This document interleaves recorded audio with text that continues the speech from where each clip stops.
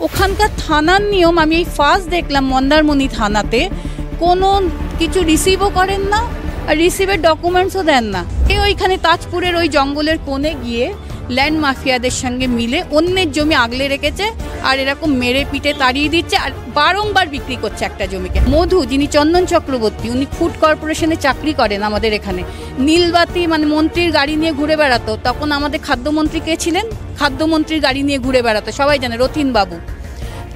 আর কিছু হলেই ওনাকে দিয়ে ফোন করাতেন, কারণ আমাকে বিএলআর অফিস থেকে বলছে খাদ্যমন্ত্রীর ফোন এসেছিল, আমরা কিছু করতে পারবো না। এবং ওরা ওপেনলি আমাকে সালিশি সভা করে, লাস্টে সালিশি সভা করে আমাকে ওখান থেকে মেরে উঠিয়ে দিল।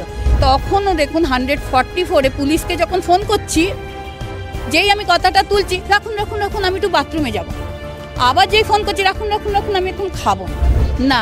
এই প্রদীপ পান্ডা যিনি ছিলেন কাথি কোর্টের লয়ার, এইবার দেখুন তারপরে ব্যাপার, উনি বললেন আপনি হাইকোর্টে যান ম্যাডাম, এখানে অনেক প্রবলেম আছে।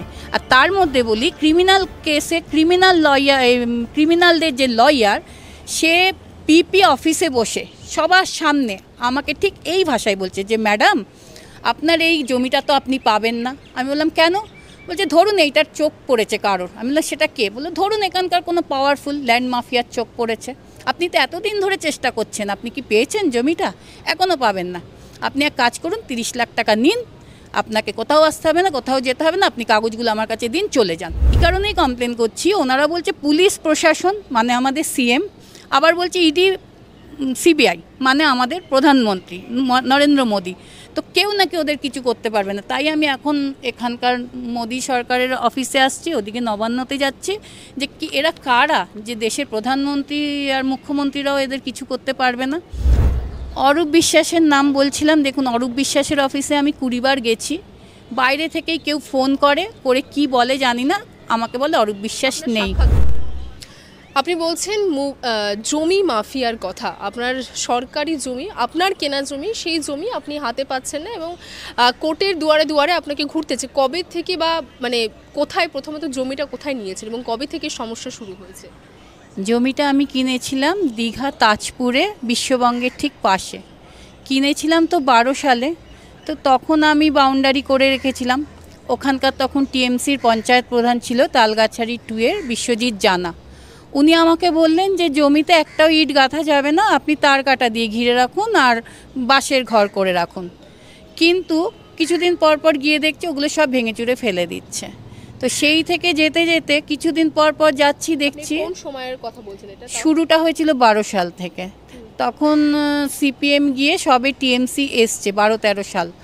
তো অথচ আমি যখন কিছুদিন পর পর যাচ্ছি দেখছি আমারটা ভেঙে যাচ্ছে, পাশে পাশে অন্য একদম ইটের প্রমোটিং হয়ে যাচ্ছে, মানে কটেজ হয়ে যাচ্ছে, আর আমারটা করতে দিচ্ছে না। 2-3 মাস পর পর, 4-5 মাস পর পর এরকম যেতাম। এবার লাস্ট কোভিডের পর আমি 1 বছর মতন যাইনি, গিয়ে দেখছি আমার জিনিসপত্র সব ভেঙে দিয়েছে। আমি পুনরায় যেরকম নিয়ম অনুযায়ী আবার বিশ্বজিৎ জানার কাছে যাই, আমি অর্ডার করাই যে সবাই তো আশেপাশে গাঁথনি করে দিয়েছে, তাহলে এবার আমাকে পারমিশন দেওয়া হোক। এবার উনি একটা লিখিত দিলেন এবং থানাকে আমি দিলাম। ওখানকার থানার নিয়ম আমি এই ফার্স্ট দেখলাম মন্দারমণি থানাতে কোনো কিছু রিসিভও করেন না আর রিসিভের ডকুমেন্টসও দেন না। মানে থানার নাম কি? মন্দারমণি থানা। আপনি প্রমাণ করতে পারবেন না যে থানাকে আপনি কিছু কমপ্লেন করেছেন বা তারা রিসিভ করেছে। আর কন্টিনিউ ওই মাফিয়ারা আমার ওই জিনিস ভাঙচুর করে যাচ্ছে। তো যাই হোক, থানা বললো আমরা কিছু ডকুমেন্টস আপনাকে দেবো না, পঞ্চায়েত প্রধান যখন দিয়েছে আপনি আপনার কাজ করুন, আমরা দেখছি, এরকমই বলেন ওনারা, দেখছি।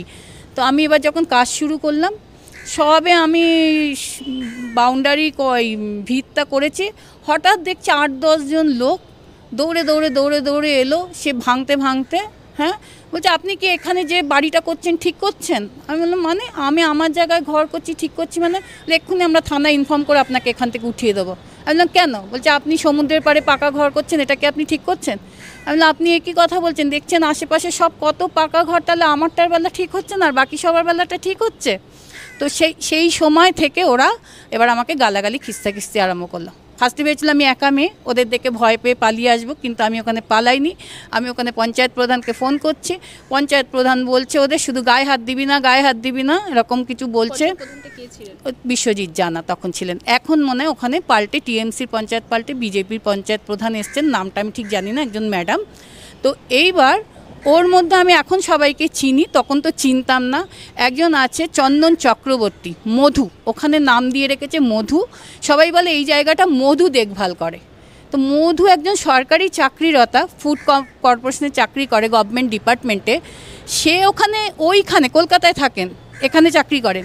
সে ওইখানে তাজপুরের ওই জঙ্গলের কোণে গিয়ে ল্যান্ড মাফিয়াদের সঙ্গে মিলে অন্যের জমি আগলে রেখেছে, আর এরকম মেরে পিটে তাড়িয়ে দিচ্ছে, আর বারংবার বিক্রি করছে একটা জমিকে। আজকে গিয়ে শুনি দুবাইয়ের কোনো লোক নিয়েছে, কালকে গিয়ে শুনি বর্ধমানের লোক নিয়েছে, তারপরের দিন দিল্লির লোক নিয়েছে।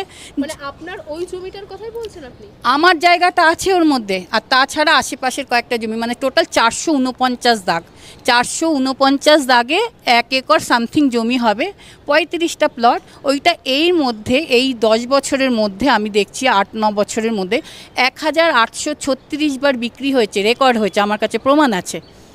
তারা কি সবাই শখে কিনছে আর সবাই ছেড়ে দিয়ে চলে যাচ্ছে? আমি নিজে কাজ করতে গিয়ে বুঝলাম, যখনই সে কাজ করতে যাচ্ছে তাকে মাফিয়ার টিম প্রায় 50 জনের মতন এসে ভয় দেখাচ্ছে, কাজ করতে দিচ্ছে না। কেন? ওরা আবার ভয় দেখিয়ে তাকে নামমাত্র টাকা দিয়ে পালিয়ে তাকে ছেড়ে দেবে, দিয়ে ওই টাকাটা আবার ডবল দামে বিক্রি করবে। মানে এটা যাদের কথা বলছেন যে মাফিয়া, তারা কি কোনো নির্দিষ্ট রাজনৈতিক দল থেকে? হ্যাঁ, ওখানে রামদাস, আমি তো নাম বলে দিচ্ছি, মধু যিনি চন্দন চক্রবর্তী, উনি ফুড কর্পোরেশনে চাকরি করেন আমাদের এখানে। নীলবাতি মানে মন্ত্রীর গাড়ি নিয়ে ঘুরে বেড়াতো, তখন আমাদের খাদ্যমন্ত্রী কে ছিলেন, খাদ্যমন্ত্রীর গাড়ি নিয়ে ঘুরে বেড়াতো, সবাই জানে, রথিনবাবু। আর কিছু হলেই ওনাকে দিয়ে ফোন করাতেন, কারণ আমাকে বিএলআর অফিস থেকে বলছে খাদ্যমন্ত্রীর ফোন এসেছিল, আমরা কিছু করতে পারবো না। তো খাদ্যমন্ত্রীর জমির ব্যাপারে কি দরকার, এইটাই তো আমি বুঝতে পারছি না। উনি তো ল্যান্ডের লোক নয়, হ্যাঁ, আর উনি বলবেনই বা কেন, কারোর হয়ে বলবেন কেন? যার অথেন্টিক পেপার আছে, যার জমি, সে হবে। যে আমি যদি ভুল বলি, ঠিক আছে, সেটা তো দেখবেন, দেখে তো ওঠাবেন। আচ্ছা, এই মুহূর্তে আইনিভাবে কি পদক্ষেপ নিচ্ছেন? আইনি পদক্ষেপ বলতে দেখুন, আমি 145 করেছিলাম, অনেক 145 2002-তে করেছিলাম। আমাকে ওখান থেকে বিএলআর অফিস থেকে মেপে বুঝিয়ে দিয়েছে, কিন্তু বিএলআর অফিস যখন মাপছে তখন অন্তত 50 জন ওরকম মাফিয়া টাইপের লোক এসে বিএলআর অফিসারকেও ধমকাচ্ছে, আমাকেও ধমকাচ্ছে, যার জন্য ভয়ে ওরা বলল, ম্যাডাম আমরা আর আপনাকে পিলারিং করে দিয়ে ফটো সেশন করে দিতে পারবো না, শুধু আমরা স্কেচ করে কোর্টে পাঠিয়ে দিচ্ছি, আপনি কোর্ট থেকে বুঝে নেবেন। এইবার যখন ওরা আমার জিনিস ভাঙচুর করছে, আমি আবার কলকাতায় তখন ওইসব বুঝে ঠুঝে চলে এলাম। তারপর হঠাৎ একদিন আবার শুনছি যে আমার জিনিস আবার সব ভেঙে দিচ্ছে। আমি কলকাতা থেকে সকাল 11টা থেকে সন্ধ্যে 5:42 অবধি থানাকে ফোনের পর ফোন করে গেছি, রিং হয়ে গেছে, কোনো থানা ফোন তোলেনি। মন্দারমণি থানা, এবং থানার লোক পুরো ইনভলভ। যখন আমি পুলিশকে বলছি, ওরা বলছে আমরা 8-10 জন, ওরা 50 জন, আমরা কি করব? অথচ সেই থানার লোক ওই চন্দন চক্রবর্তীর ওখানে একটা হোটেল আছে, স্বস্তিক হোটেল, আমি যত প্রপার্টি করে রেখেছে, ওনার এত টাকা কোথা থেকে এলো আমি জানি না। আর উনি অন্যের জমি কেন ছিনিয়ে নিচ্ছে মাফিয়াদের সঙ্গে মিলে, একজন সরকারি কর্মচারী হয়ে, তাও জানি না, এটা ইনভেস্টিগেশনের ব্যাপার। কিন্তু উনি করছেন, ওনার ফটো সমেত আমি প্রমাণ দিতে পারি। তো এখন কোথায় বলছিলাম আমি, স্বস্তিক হোটেল আছে রাজপ্রাসাদের মতন, আমার সামনে পুলিশ অফিসারদের বলছে, ইনভাইট করছে, আমার ওখানে একটুখানি অ্যারেঞ্জমেন্ট করেছি খাওয়া দাওয়া ড্রিঙ্কসের, আপনারা যাবেন। আর পুলিশরা গেল ওখানে গিয়ে খাওয়া দাওয়া মদ খেতে। প্রমাণ আছে এগুলো বলেছেন বা ফটো তোলা বা কিছু প্রমাণ যেটা আপনাকে তো দেখাতে হবে? আমি নিজেই তো ওখানে খেতে গেছি দেখার জন্য, আমাকেও ইনভাইট করেছে, কত ভদ্র দেখুন না, আমারটাই ভাঙছে। আবার যখন পুলিশকে বলছে, তার সঙ্গে আমাকে বলছে যে ম্যাডাম দেখুন, গন্ডগোল তো এরকম হয়, জমি জায়গা নিয়ে কিছু মনে করবেন না, আপনার হলে আপনি নেবেন, আমার হলে আমি নেব, আমি যখন সবাইকে অ্যারেঞ্জমেন্ট করেছি, আপনিও এখানে খাবেন, কোথায় যাবেন এখানে জঙ্গলে? এখানে আমি গেছি তো, আমি ইচ্ছা করেই গেছি দেখার জন্য, এবং সত্যি সত্যি আমার সামনে সব পুলিশরা খাচ্ছে, খেয়ে দিয়ে আবার পেছন দিকে চলে যাচ্ছে ড্রিঙ্কস করতে। আমি তো প্রেজেন্ট ছিলাম, নাহলে আমার ফোন নাম্বারের সঙ্গে, যদি এটা কোনো সিবিআই কেস হয় বা কোনো পুলিশ কেস হয়, আমার ফোন নাম্বারের টাওয়ারের সঙ্গে ফোন নাম্বার মিলিয়ে দেখবে যে ওই ডেট, ওই সময় আমি ওখানে ছিলাম কি না। ছিলাম, আমি সব দেখেছি, দেখে বলছি, প্লাস ফটো তোলা আছে।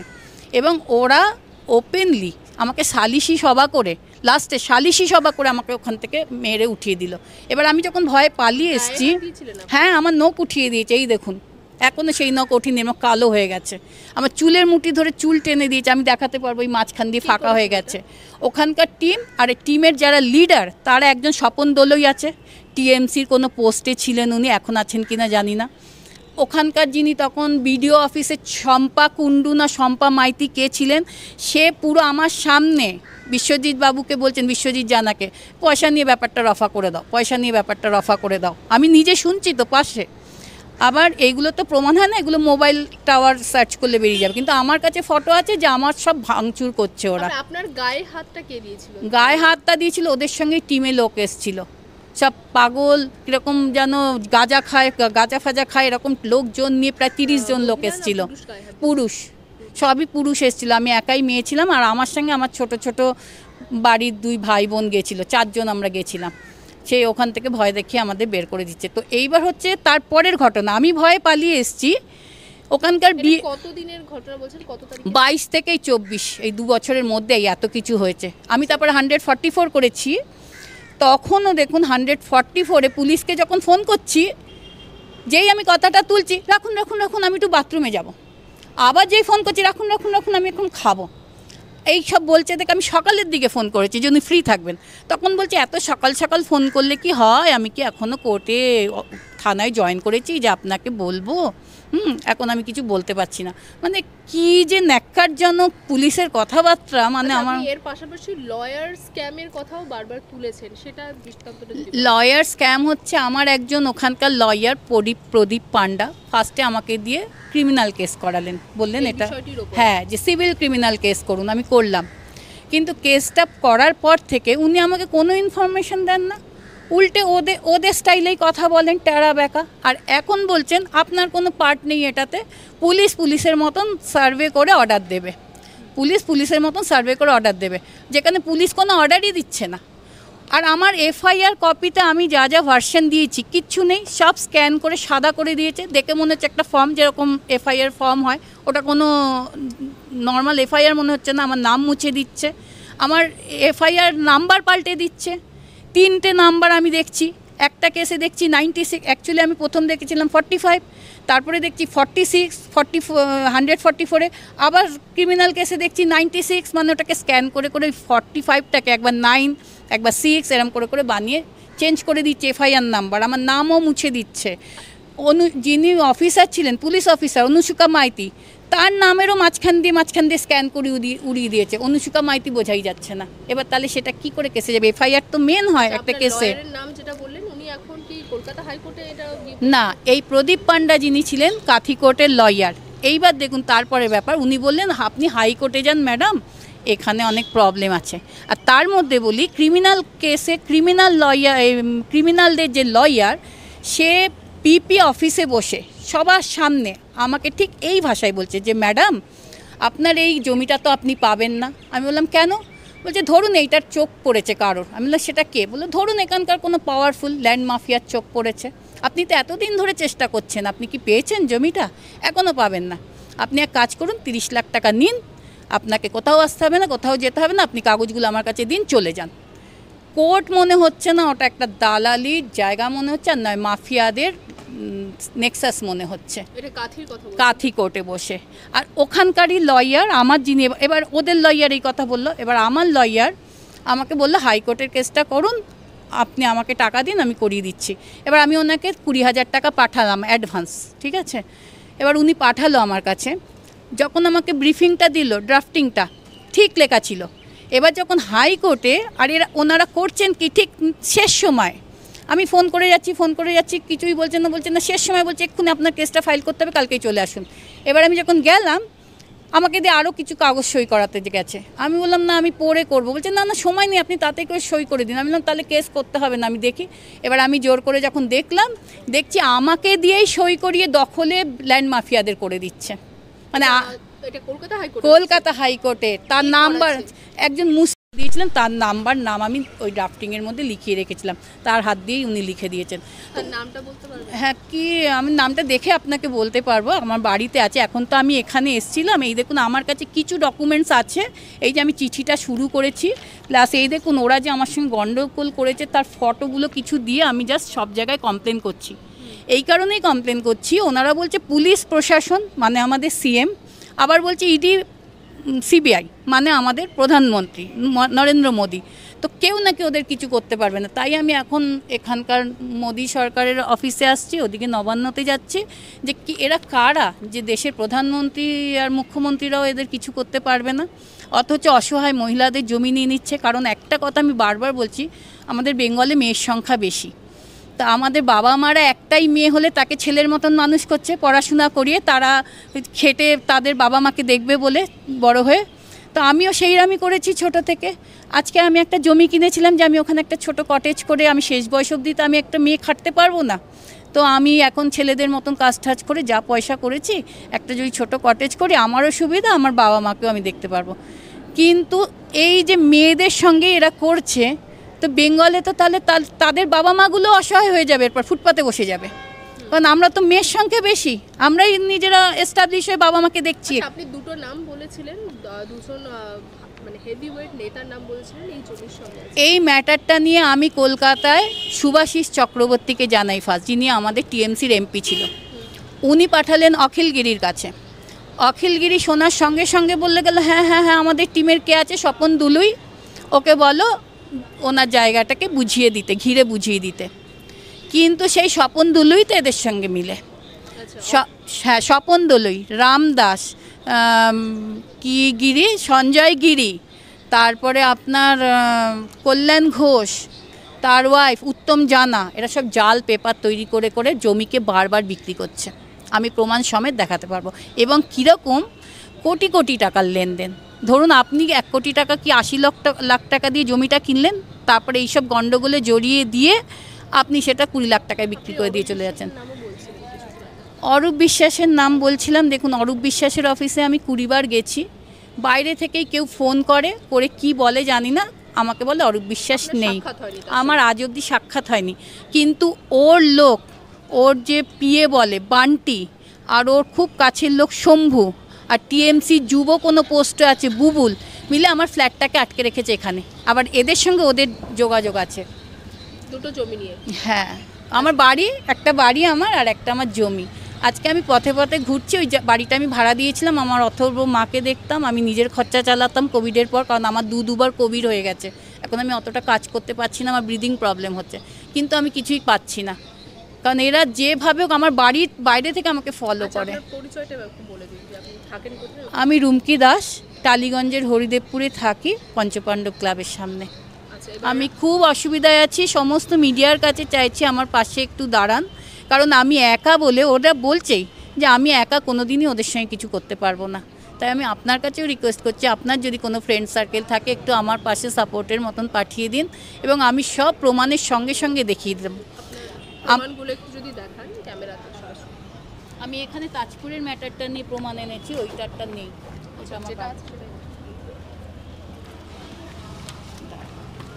এই যে আমি একটা লেটার লিখেছি, এটা আমি সবাইকে দিয়েছি, রাষ্ট্রপতি থেকে শুরু করে আপ টু মন্দারমণি থানা অবধি, বিডিও অফিস, সবাইকে।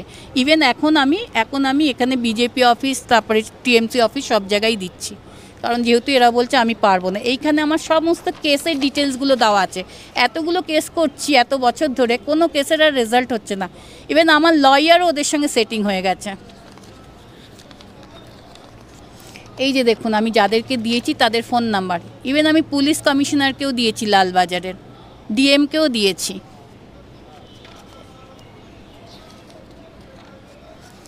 এই যে এরা ল্যান্ড মাফিয়ার লোক, এই যেদিন আমি মাপ করছে বিএলআরও অফিসার এসে গন্ডগোল করে সব ভেঙে চুরে দিচ্ছে, আর অশ্লীল ভাষা আমাকে গালাগালি দিচ্ছে। ওই সরকারি চাকরি করার লোকটা শুরু করেছে, মধু বলে, যে চন্দন চক্রবর্তী, ফুড কর্পোরেশনে এখনও চাকরিরত আছে, অথচ উনি নিজে অনেকগুলো ওখানে প্রপার্টি করে রেখে দিয়েছে লুকিয়ে। এই যে দেখুন মধু, আর নিচেরটা রামদাস, ওখানকার ল্যান্ড মাফিয়া, সবাই জানে কাঁথিতে সবাই জানে উনি ল্যান্ড মাফিয়া। এক কথা, আমাকে TV9ও ইন্টারভিউ নিয়েছিল, উনি ওপেনই বলেছে, বলে ও তো এখানকার ল্যান্ড মাফিয়া। কিন্তু ওনারা আর কিছু করেননি, জানি না কেন, টাকা নিয়েছেন ওদের থেকে নাকি কিছু ইনস্ট্রাকশন দিয়েছেন যে কিছু বলবেন না, আর কিছু বললো না ওরা। এই দেখুন, উত্তম জানা জাল পেপার বানিয়েছে, এর জমিটা জলে চলে গেছে, সমুদ্রের জলে চলে গেছে, এই জাল পেপার বানিয়ে অন্যের জমি বিক্রি করে যাচ্ছে বারবার। আর এই যে গেলে বাইক নিয়ে ফলো করে, দেখুন আমার পাশ দিয়ে যাচ্ছে, এই দেখুন পাটা আমি তো লুকিয়ে লুকিয়ে ফটোগুলো তুলেছি, অতটা প্রপার তুলতে পারিনি। এই যে পাশ দিয়ে যাচ্ছে, আমি বাস স্ট্যান্ডে দাঁড়িয়েছিলাম, তারপর রাস্তাটা পার হয়ে দেখুন বাইকে ওরা সব। এই দেখুন, যেদিন গন্ডগোল করেছে আমি ছিলাম স্পটে একদিন, পুরো আমার হাতাহাতি করে আমার নখ উপড়ে দিয়েছিল এইখানে। এই যে এখনও কালো স্পট, এই দেখুন আপচা আপচা, এই দেখুন এই হাতে সব কালো স্পট। এই যে কত মাস আগের কথা, এখনও স্পট। এটা আমি যখন থেকে জমি কিনেছি দখলে আমি, অথচ ওরা মিথ্যে কথা বলছে জমি আমার দখলে নেই, ছিল না। ইভেন BLRO অফিসে মিথ্যে বয়ান দিয়েছে যে আমি নাকি জমি কিনেছি, আবার বিক্রি করেছি, আবার কিনেছি, ওই জন্য ওইটা আমার স্পটই না। আর এই মিথ্যে রিপোর্ট BLRO অফিসার দিব্যি জমা করিয়ে দিয়েছে, যখন কিনা BLRO অফিসে রেকর্ড থাকে পরপর কোন জমি বিক্রি হয়েছে না হয়েছে। এইটা আমার জমি, সেই সময়কার দলিলের সঙ্গে ম্যাপ দিয়ে আমি কিনেছিলাম। যে থানা, মন্দারমণি থানার অবস্থা দেখুন। আমি আরেকবার গন্ডগোল করে যখন আমি চলে এসেছি, ওরা ভেঙে দিচ্ছিল সব। আমি কলকাতা থেকে সকাল থেকে সন্ধে অবধি ফোন করে গেছি থানার কেউ ফোন তোলেনি। এইটা আমার FIR। আমি যখন প্রথম দেখেছি 45, পরে দেখছি আমার লয়ার অন্য কেসে 144 কেসে 46 লিখে দিয়েছে, ওই জন্য আমি অবলিক দিয়ে দুটোই লিখেছি যে JNU1। আবার আরেকটা কেসে 156 কেসে দেখছি 96 করে দিয়েছে। মানে আমি নিজেই বুঝতে পারছি না কোনটা আমার FIR নাম্বার। ভেতর থেকে কোর্টের ভেতর থেকে সব পাল্টে যাচ্ছে। আর এই FIRটা পেপারটা কিছুই নেই, সব স্ক্যান করে খালি করে জমা দিয়েছে। দেখুন তাহলে কি করে কেস এগোবে। এই দেখুন আরেকটা ভালো করে জিনিস দেখুন, আমার নামটা রুমকি দাস উঠিয়ে দিয়েছে স্ক্যান করে। এখানে এমনকি পুলিশ অফিসার ছিলেন অনুষ্কা মাইতি, তার নামটাও দেখুন নেই। এই যে পরের পাতা, এই যে এইখানে অনুষ্কা মাইতির নামটা আপছা করে দিয়েছে, কিছুই বোঝা যাচ্ছে না। অথচ পুলিশ সব জানে, পুলিশ পরে কোর্টে বলছে এরকম কোনো ঘটনা হয়নি বলে মিথ্যে বলে দিচ্ছে, নিজেদের দোষটা সুন্দর করে ঢেকে দিচ্ছে। হাইকোর্টের কেস দেখুন, নতুন যে BLRO অফিসার এসছে, আমি কমপ্লেন করাতে মনে হয় আমি হাইকোর্টে কেস করেছিলাম। হাইকোর্টের কেসে BLRO অফিসারের যে ওখানে ভূমিকা ছিল, একজন অঞ্জন মালাকার ছিলেন, তিনি ফার্স্ট অফিসার ছিলেন, তিনি ভুল প্রমাণ লেখা দিলেন। তারপরে যিনি এলেন সাসপেন্ড হয়ে, তিনি তো আমাকে 18 তারিখে এই 18/9 ডেকে 18/9/24 ডেকে পুরো ভয় দেখাচ্ছেন যে আপনি যদি আমার কাছে যদি আপনার হাইকোর্টের রিপোর্ট আসে তো ক্যান্সেল করে পাঠিয়ে দেবো। মানে আমাকে তো ডেকে অপমান করছেনই, আবার হাইকোর্টেরও অবমাননা করছেন। এখন হচ্ছেন এই যে দেবাশিস বা সুভাশিস দত্ত, ওনারা নাম পর্যন্ত ঠিক বলছেন। একজন বলছেন দেবাশিস, একজন বলছেন সুভাশিস। মানে জানে নামটা আমি ঠিক জানলে তো ঠিক বলে দেবো, ওই জন্য আমি যে কটা দিয়েছি, যা নাম পেয়েছি সব নাম দিয়ে দিয়েছি। গভর্নমেন্ট থেকে পাঠিয়েছিল, তখন অঞ্জন মালাকার ছিলেন, এইটাকে লুকিয়ে রেখেছিল 3 মাস ধরে, কোনো রিপোর্ট দেননি। তারপরে ভুল রিপোর্ট দিয়েছিল, যেটা রামদাসরা ল্যান্ড মাফিয়ারা দিয়েছিলেন, সেই রিপোর্টটা দিয়েছিলেন। এই দেখুন 145-এ আমাকে মেপে আমার জমি বুঝিয়ে দিয়েছেন এবং রিপোর্ট ওরা দিয়েছিলেন, কিন্তু ওরা মানছে না। তারপরে আমি আমার যে রেকর্ডগুলো করা সেগুলোকেও আমি জমা দিয়েছি। আর সবচেয়ে বড় কথা, এইটা আমি টোটাল একটা তুলেছি রেকর্ডের পেপার, যেখানে 1836 বার বিক্রি করা আছে এই জমিটাকে, 449 দাগের 30-35টা প্লট এরা বারবার বিক্রি করে যাচ্ছে। আর সাধারণ মানুষের কোটি কোটি টাকা, সারা জীবনের রোজগারকে ধ্বংস করে দিচ্ছে, শেষ করে দিচ্ছে। আবার এরাই জোর গলায় বলছে আমাদের কেউ কিছু করতে পারবে না, পুলিশ প্রশাসন, ED CBI। তো আমি একজন মহিলা হয়ে কি করে পারবো? এই জন্য আমি এখন সবার দ্বারস্থ হচ্ছি। বাংলা হান্টের আরও খবর দেখতে নজর রাখুন। বাংলা খবর মানেই বাংলা হান্ট।